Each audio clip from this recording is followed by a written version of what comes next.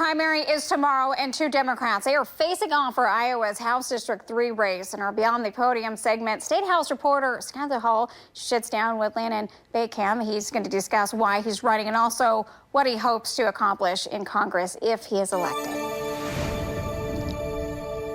Why decide to run for the 3rd congressional seat now? There's something about supporting each other as neighbors. I think that's critically key here for what Iowans want to see again from their representative. Someone who grew up in a place like I did, who has experiences giving back to the state, like in my time as a military service member for 8 years, including a deployment to Afghanistan, for my time giving back to this country again when I worked at the U.S. Department of Agriculture. Is there anything specific that you would like to see added to the Farm Bill, taken out of the Farm Bill? It's a risky business.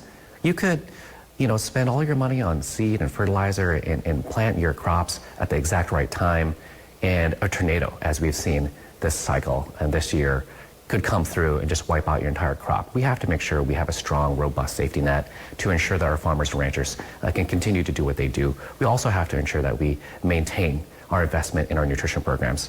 Millions of people rely on that. Just a follow-up on that abortion thing.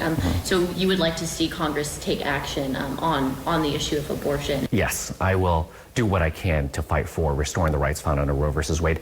Zach Nunn and politicians should not be in the bedroom trying to make decisions for women on when, how they start a family. That is a decision between families and their doctors. In regards to the Israel-Hamas war, what would you support if you were in Congress right now?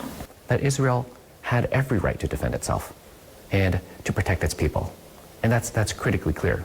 And in the process of what's happening now, Israel has to ensure that they follow international law, that they prevent the loss of innocent civilian lives, and that humanitarian aid is able to get into the Gaza Strip. That's really, really important here for us to quickly find a way to resolve this conflict. I mean, Hamas has to return the hostages that they took. So would you call on a ceasefire? I think the situation on the ground evolves so quickly that I think Israel has, again, needs to be able to continue to defend its country. And as we saw just recently, Hamas just launched a bunch of rockets into Israel again.